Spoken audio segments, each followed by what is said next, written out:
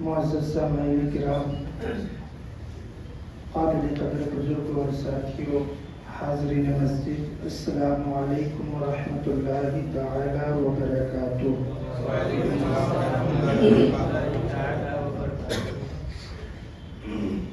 الحمد للہ نحمده ونستعینه ونستغفره ونؤمن به ونتوکل علیہ ونعوذ باللہ من شرور انفسنا ومن سیئات اعمالنا، من يهده الله فلا مضل له ومن يضلله فلا هادي له، ونشهد ان لا اله الا الله وحده لا شريك له، ونشهد ان محمدا عبده ورسوله، اما بعد فاعوذ بالله من الشیطان الرجیم، بسم اللہ الرحمن الرحیم۔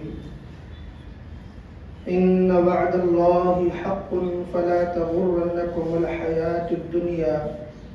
ولا یغرنکم باللہ الغرور۔ صدق اللہ العظیم وبلغنا رسوله النبی الامین المکین الکریم، ونحن على ذلك لمن الشاهدين والشاكرين والحمد لله رب العالمين۔ غوث اعظم بمنیب سرو ساما مدد، قبلہ دی مدد کعبہ ایمان مدد، بگرداب بلا افتاد کشتی، ضعیفانو شکستہ رات کشتی، بحق خواجہ عثمان ہارونی، مدد کن یا معین الدین چشتی، مدد کن یا معین الدین چشتی، مدد کن یا معین الدین چشتی۔ عرض و معروض سے قبل کچھ سننے اور سنانے سے پہلے آئیے ہم سب مل کر سب سے پہلے آقا نامدار مدنی تاجدار، دونوں عالم کے مالک و مختار، ہم غریبوں کے غم گسار، بے آسراؤں کے آسرا، بے سہاراؤں کے سہارا، نور مجسم سرور عالم جناب احمد مصطفیٰ محمد مصطفیٰ صلی اللہ تعالی علیہ وسلم کے بارگاہ بے کس پناہ میں عقیدت و محبت کے ساتھ والہانہ انداز میں جھوم جھوم کر درود پاک کا نذرانہ عقیدت پیش کرنے پڑے باوجود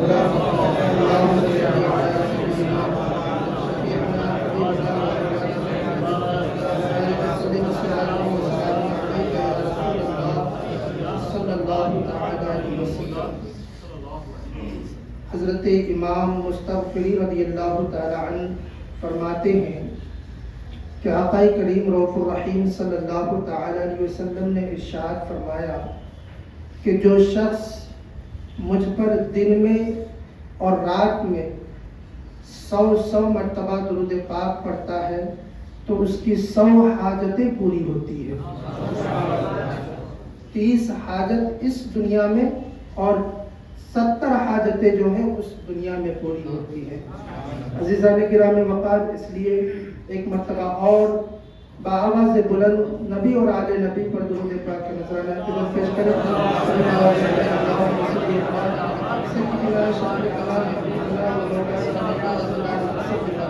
صلاۃ و سلام علیک یا رسول اللہ صلی اللہ تعالی علیہ وسلم۔ عزیزان گرامی وقار،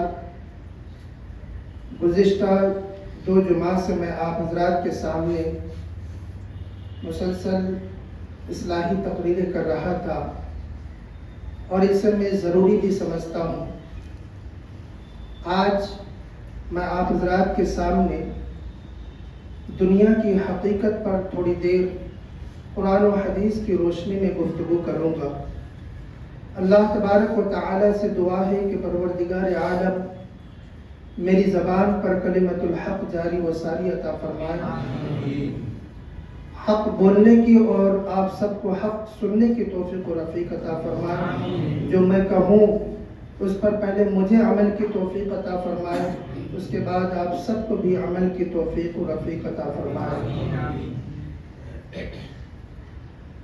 عزیزان گرامی وقار، یہ بات یاد رکھنے کی ہے کہ دنیا کی حقیقت اپنی ذات کے اعتبار سے بری نہیں ہے، بلکہ اس سے تعلق رکھنا، اس دنیا سے محبت کرنا یہ برا ہے، کیونکہ دنیا کی محبت ہی ہے جو ساری برائیوں کی بنیاد ہے، دنیا کی محبت ہی ہے جو سارے گناہوں کی جڑ ہے۔ تو معلوم ہوا یہ دنیا جی لگانے کے قابل نہیں ہے، اس لیے کہ یہی وہ دنیا ہے جو کبھی انسانوں کو اعلیٰ ترین مقامات پر پہنچا دیتی ہے، اور یہی وہ دنیا ہے جو کبھی انسانوں کو ادنا ترین یعنی بدترین جگہوں پر لے جا کر پھینک دیتی ہے۔ لیکن ہاں، اگر کوئی شخص اس دنیا کو دین کا آلہ بناتا ہے، اس دنیا کو آخرت کا سرمایہ بنا لیتا ہے اور جائز خواہشات نفسانیہ پوری کرنے کے لیے اس دنیا کو اپنی نظروں میں رکھتا ہے اور مما رزقناہم ينفقون کے مطابق اگر کوئی شخص اللہ تبارک و تعالی کے عطا کیے ہوئے مال میں سے اس کے راہ میں خرچ کرتا ہے تو پھر وہ شخص بظاہر اس دنیا میں تو رہتا ہے، لیکن وہ شخص باطنی طور پر ملائے اعلیٰ میں رہتا ہے، اس لیے کہ ان للہ عبادا ابدانہم فی الدنیا وقلوبہم عند اللہ، یعنی بے شک اللہ تبارک و تعالی کے کچھ خاص بندے وہ ہیں جن کے بدن اس دنیا میں تو ہیں لیکن ان کا دل اللہ تبارک و تعالی کی طرف لگے ہوئے ہیں، کیونکہ یہ دنیا سراسر دھوکہ ہے۔ اور پھر بندوں کو اللہ تبارک و تعالی نے اپنی جانب سے پہلے ہی آگاہی دے دی ہے کہ اے لوگوں، اس دنیا کے دھوکے میں نہ آنا، کیونکہ یہ دنیا فنا ہونے والی ہے، یہ دنیا مٹنے والی ہے۔ چنانچہ اللہ رب العزت قرآن مجید فرقان حمید کے 21ویں پارے کے سورہ لقمان آیت نمبر 33 میں ارشاد فرماتا ہے ان وعد اللہ حق فلا تغرنکم الحیات الدنیا ولا یغرنکم باللہ الغرور، یعنی میرا رب ارشاد فرماتا ہے کہ بے شک اللہ تبارک و تعالی کا وعدہ سچا ہے، تو ہرگز تمہیں دھوکہ نہ دے دنیا کی زندگی، اور ہرگز تمہیں دھوکہ نہ دے اللہ تبارک و تعالی کے علم پر، کیونکہ یہ وہ بڑا فریبی دنیا ہے۔ ایک جگہ اور میرا رب ارشاد فرماتا ہے قرآن پاک کے 5ویں پارے کے سورہ نساء آیت نمبر 77 میں میرا رب ارشاد فرماتا ہے قل متاع الدنیا قلیل والآخرۃ خیر لمن اتقی ولا تظلمون فتیلا،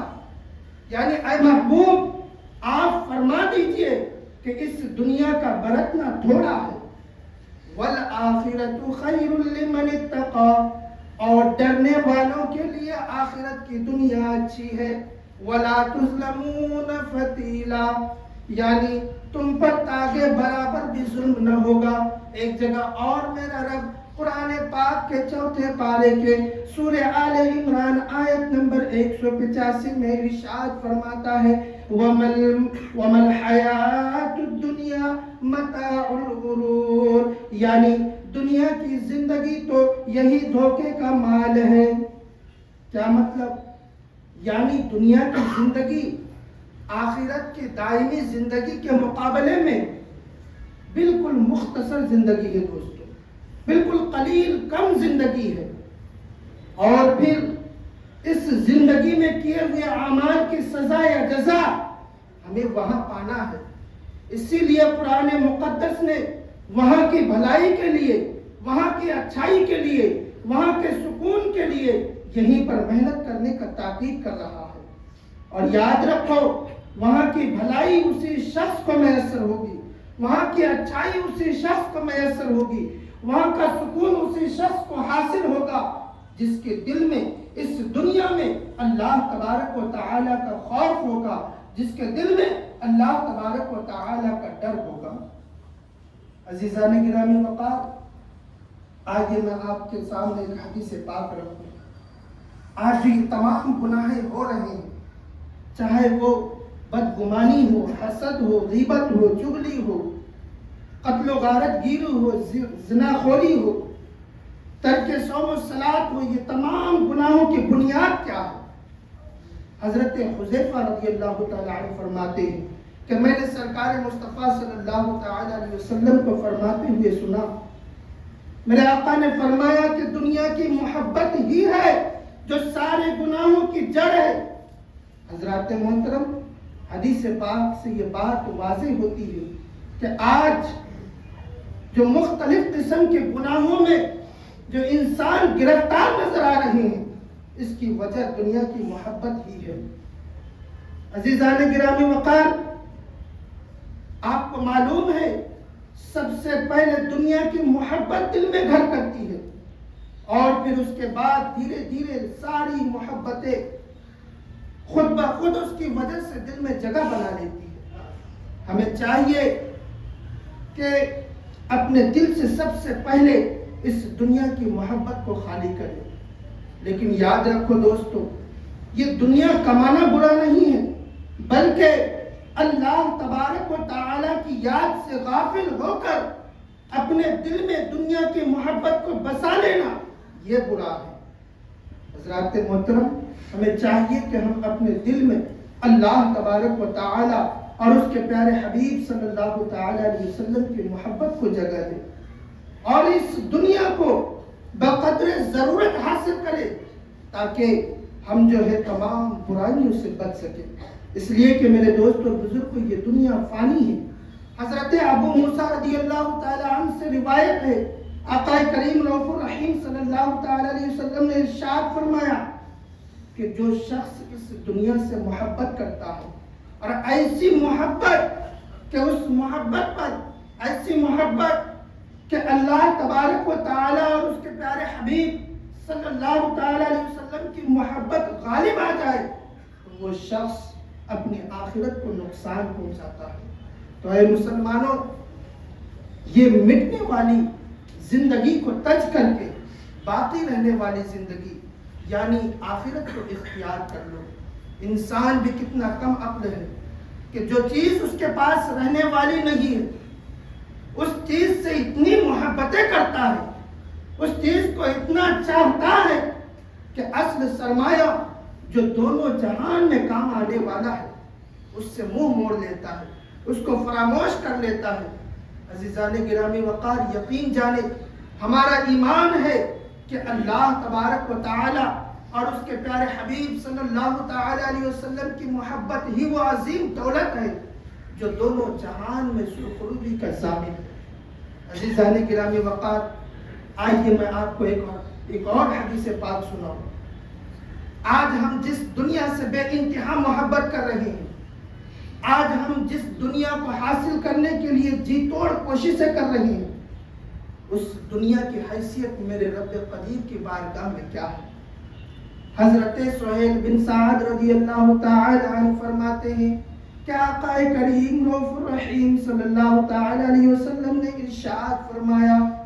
کہ اللہ تبارک و تعالی کے نزدیک اگر یہ دنیا مچھر کے پر کے برابر بھی اوقات رکھتی تو اس دنیا سے کسی بھی کافر کو ایک گھونٹ بھی پانی نہیں پلاتا۔ اور ترمذی شریف کی حدیث ہے، مروی ہے کہ اللہ کے رسول صلی اللہ تعالی علیہ وسلم کا گزر ایک مری ہوئی بکری کے پاس سے ہوا تو میرے آقا نے صحابہ کرام سے فرمایا کہ اے میرے صحابیوں، اس مری ہوئی بکری کو اس کا مالک کتنا پسند کرتا ہے؟ تو صحابہ کرام نے عرض کیا، یا رسول اللہ صلی اللہ تعالی علیہ وسلم، یہ بکری مر چکی ہے اور اس کے جسم سے بدبو آ رہی ہے، اسی لیے تو اس کے مالک نے اسے جنگل میں پھینک دیا ہے۔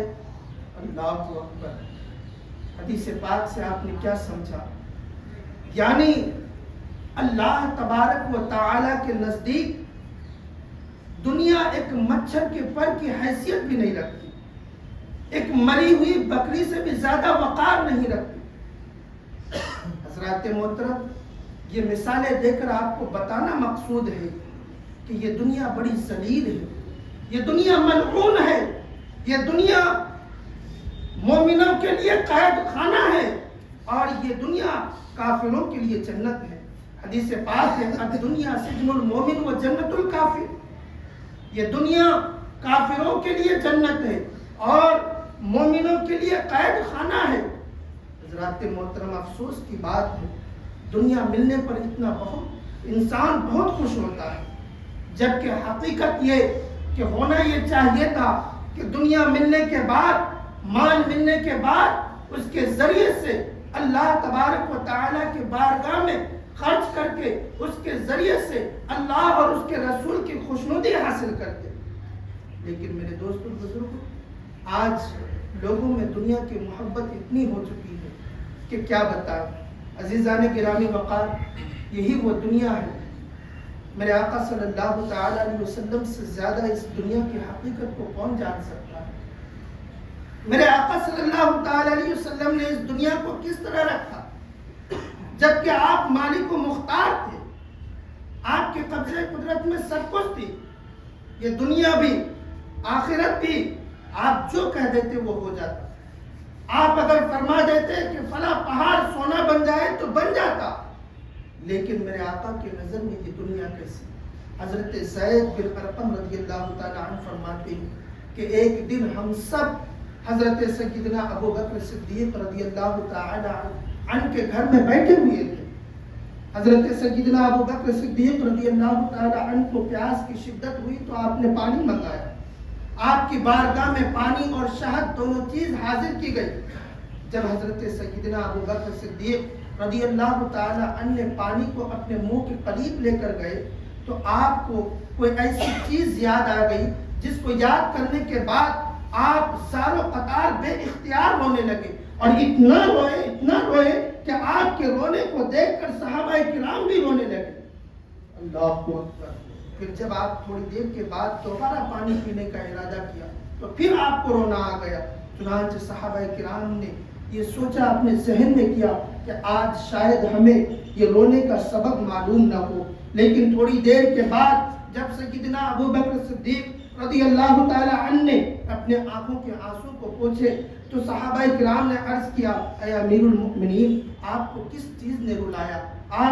آپ کے رونے کی وجہ کیا ہے؟ تو حضرت سیدنا ابو بکر صدیق رضی اللہ تعالیٰ عنہ فرماتے ہیں کہ ایک دن میں رسول کریم صلی اللہ تعالیٰ علیہ وسلم کے ہمراہ تشریف لے جا رہے تھے، میں نے دیکھا کہ رسول کریم صلی اللہ تعالیٰ علیہ وسلم اپنے جسم مبارک سے کوئی ایسی چیز کو جھٹک رہے تھے جو ہماری نظروں سے اوجھل تھا، ہم جس چیز کو دیکھ نہیں پا رہے تھے اس چیز کو آقا کریم رؤوف الرحیم صلی اللہ تعالیٰ علیہ وسلم اپنے بدن سے دور کر رہے تھے۔ حضرت سیدنا ابو بکر صدیق رضی اللہ تعالیٰ عنہ فرماتے ہیں کہ میں نے پوچھا، یا رسول اللہ صلی اللہ تعالیٰ علیہ وسلم، فداک ابی و امی، میرے ماں باپ آپ پر قربان، آپ اپنے جسم مبارک سے کون سی چیز کو جھڑک رہے ہیں؟ آپ اپنے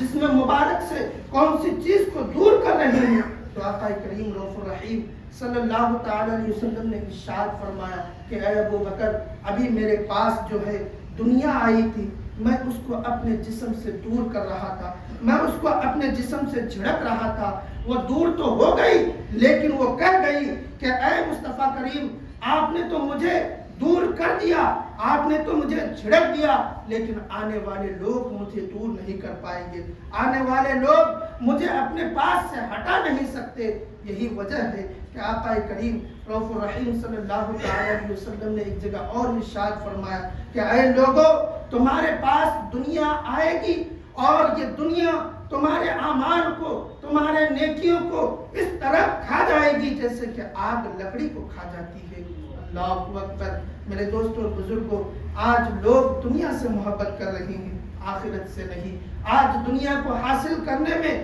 کوئی بھی اچھے اور برے کی تمیز نہیں کر رہے ہیں۔ میرے دوستوں اور بزرگوں، یہ بڑی فکر کی بات ہے۔ یہ دنیا قلیل ہے اور یہ دنیا بہت مختصر ہے، اس کے باوجود آخرت کا خیال نہ رکھ کر اس دنیا کو حاصل کرنے میں اپنے آپ کو اس طرح سرگردہ رکھا ہے کہ کہاں گناہ ہو رہا ہے اور کہاں نیکیاں ہو رہی ہے، اس کا کوئی خیال نہیں ہے۔ نہ اپنی خیال رکھ رہے ہیں، نہ اپنے اولاد کے خیال رکھ رہے ہیں۔ میرے دوست اور بزرگوں، حضرت لقمان نے اپنے بیٹے کو نصیحت کرتے ہوئے فرمایا کہ اے بیٹے، دنیا کو بیچ کر آخرت کو خرید لو، اس لیے کہ اس میں تمہیں دوہرا منافع ہونے والا ہے، اور فرمایا کہ آخرت کو بیچ کر دنیا نہ خریدو، اس سے تمہیں جو ہے دونوں جہاں پر نقصان اٹھانا پڑے گا۔ یعنی اگر کوئی آخرت کو برباد کر کے دنیا کو حاصل کرتا ہے تو اسے اس دنیا میں بھی نقصان ہونے والا ہے اور آخرت میں بھی نقصان ہونے والا ہے۔ میرے دوست اور بزرگوں، تو ہمیں اور آپ کو چاہیے کہ اس دنیا سے اتنی محبت نہ کرے کہ جس کی وجہ سے آخرت ہمارا برباد ہو جائے، اس لیے کہ یہ قلیل زندگی ہے، یہ کم زندگی ہے، یہاں پر ہم چند دنوں کے لیے آئے ہیں۔ کسی عقل مند دانشور نے کیا خوب کہا ہے کہ میں نے اپنے آپ سے فیصلہ کیا ہے کہ دنیا رہے گی، میں نہیں رہوں گا، اور دنیا تھی، میں نہیں تھا، اور دنیا رہے گی، میں نہیں رہوں گا۔ عزیزان گرامی وقار، ان کی سوچ بھی اچھی تھی۔ آج کتنے سارے لوگ ہم سے پہلے آئے اور چلے گئے، آج ہم ہیں، کل ہم بھی چلے جائیں گے۔ آج ہم نے اپنے پچھلے لوگوں کو بھلا دیا ہے، کل ہمیں بھی کوئی بھلا دے گا۔ عزیزان گرامی وقار، آج ہم دنیا کی تلاش میں ہیں اور موت ہماری تلاش میں ہے۔ عزیزان گرامی وقار، آج ہم غافل ہو چکے ہیں، لیکن موت ہم سے غافل نہیں ہے، ایک دن آنی ضرور ہے، یعنی اس دنیا کو خیر آباد کہنا ضرور ہے، اس دنیا کو چھوڑنا ضرور ہے۔ اس لیے میرے دوست اور بزرگوں، اس دنیا سے زیادہ آخرت کا سرمایہ جمع کریں، اس دنیا سے زیادہ آخرت سے محبت کریں، اس دنیا سے زیادہ آخرت کو اپنے سامنے رکھیں، آخرت کو اپنے نظروں کے سامنے رکھیں، تو یقیناً ہم سے گناہ بھی کم ہوں گے اور ہم سے اعمال صالحہ بھی زیادہ ہوں گے۔ اللہ تبارک و تعالی سے دعا ہے کہ پروردگار عالم ہم سب کو اس دنیا سے کم آخرت سے زیادہ محبت کرنے کی توفیق و رفیق عطا فرمائے۔ وآخر دعوانا ان الحمدللہ رب العالمین، استغفر اللہ ربی من کل ذنب واتوب الیہ۔ حضرات محترم، ایک اعلان